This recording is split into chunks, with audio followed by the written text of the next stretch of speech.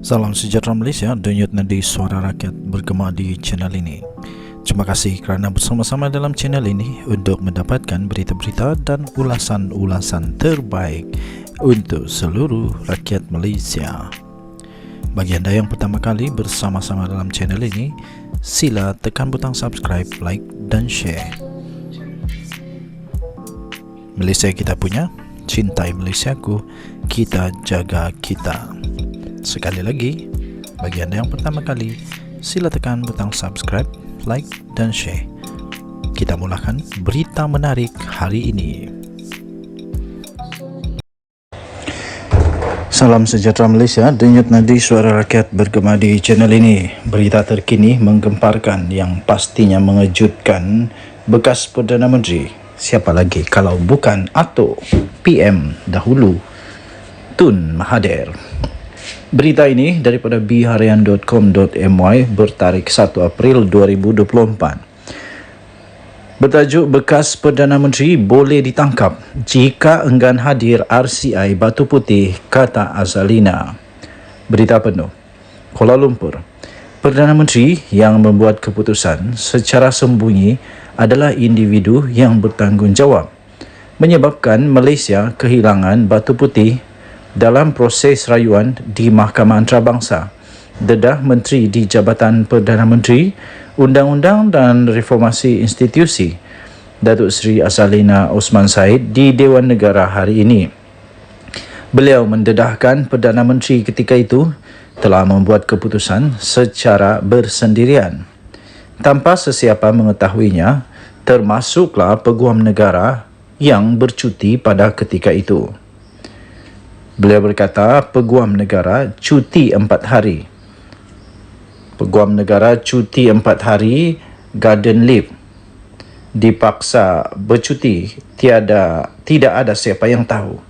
Keputusan dibuat sembunyi-sembunyi menyebabkan kita hilang Batu Putih dalam proses rayuan antarabangsa, dan tidak seorang pun menggembar-gemburkan isu ini dan mengaitkan dengan soal kehilangan kedaulatan. Tambahnya, perkara ini sudah disiasat oleh pasukan petugas khas.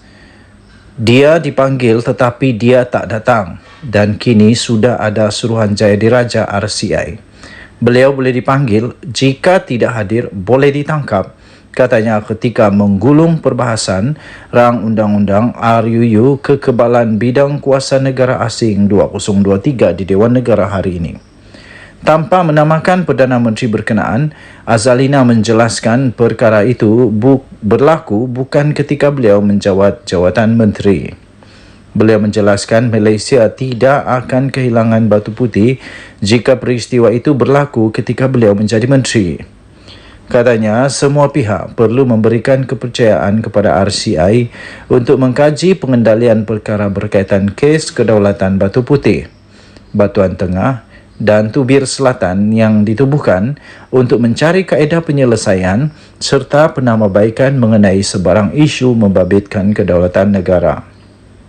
Terdahulu ketika perbahasan, beberapa senator membangkitkan kebimbangan mereka berhubung kuasa Perdana Menteri dalam pasal 30, 31, 32 dan 33 dalam perbahasan RUU Kekebalan Bidang Kekebalan Bidang Kuasa Negara Asing 2023. Mereka bimbang kuasa Perdana Menteri itu menyebabkan penyalahgunaan kuasa yang tidak sihat kepada pentadbiran negara. Menjelaskan perkara itu, Azalina berkata tidak sepatutnya wujud kekhawatiran itu kerana keputusan Perdana Menteri perlu diwartakan dan dibentangkan kepada umum. Pada 23 Mei 2008, Mahkamah Keadilan Antarabangsa ICJ memutuskan Singapura mempunyai hak terhadap Batu Putih, manakala Batuan Tengah yang terletak kurang daripada 1 km dari pulau itu milik Malaysia. ICJ juga memutuskan hak milik Tubir Selatan, kira-kira 4 km dari Batu Putih, akan ditentukan mengikut persempadanan perairan negara yang menguasainya. Namun Kerajaan Pakatan Harapan PH yang diterajui oleh Tun Dr. Mahathir Mohamad menarik balik permohonan membatalkan keputusan ICJ yang menganugerahkan bidang kuasa Undang-Undang Batu Putih kepada Singapura pada 28 Mei 2018. Denyut Nadi Suara Rakyat bergema di channel ini. Jangan lupa untuk tekan butang subscribe, like dan share.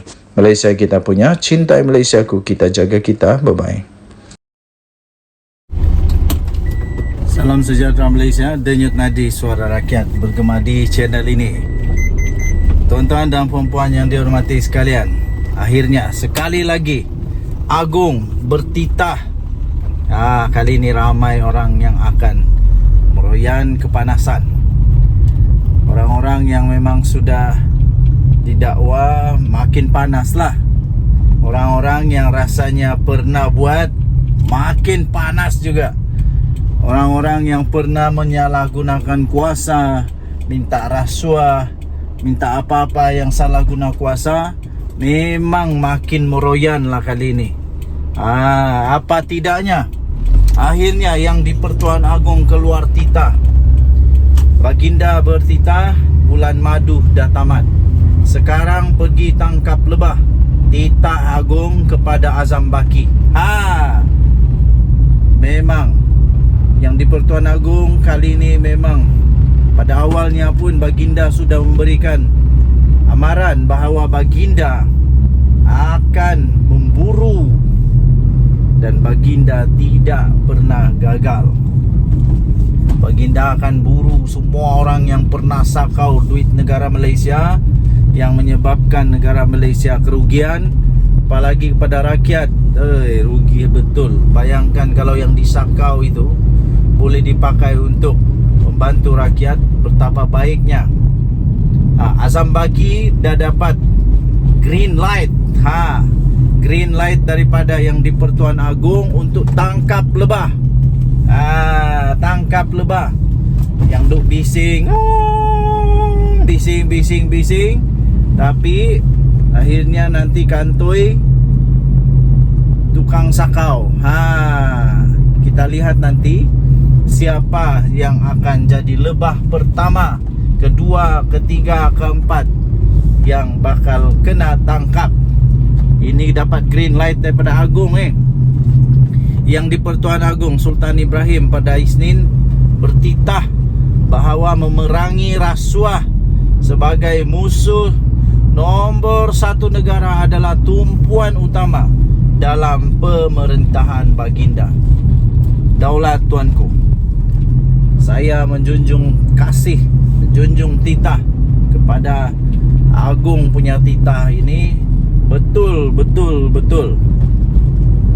Negara Malaysia baru sekejap diperintah oleh pimpinan Perdana Menteri Datuk Seri Anwar Ibrahim di bawah payung yang Duli Yang Maha Mulia Seri Paduka Baginda yang di Pertuan Agong.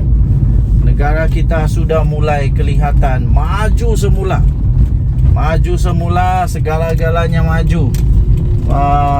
Pelabur-pelabur mulai yakin semula kepada negara Malaysia. Kenapa? Kerana kita betul-betul memerangi rasuah.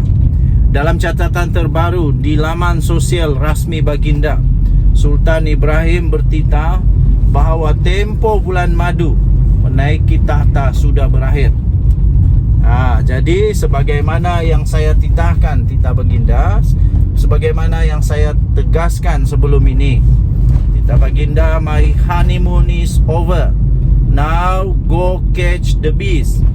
Titah Seri Paduka Baginda sambil menyerahkan madu kepada Pesuruhjaya, Suruhanjaya Pencegahan Rasuah Malaysia SPRM Tan Sri Azam Baki, sebagai simbolik berakhirnya tempoh bulan madu. Jadi manusia-manusia yang memang rasa panas sekarang memang tiada pilihan. Bertaubatlah cepat-cepat ya. Berdoalah banyak-banyak, bertobat cepat-cepat. Terdahulu sesi menghadap Seri Paduka Baginda berlangsung selama hampir 30 minit dan Azam antara lain mempersembahkan mengenai perkembangan terkini agensi penguatkuasaan tersebut. Tahniah diucapkan kepada Azam Baki, SPRM yang sudah dapat green light betul-betul daripada Agong untuk tangkap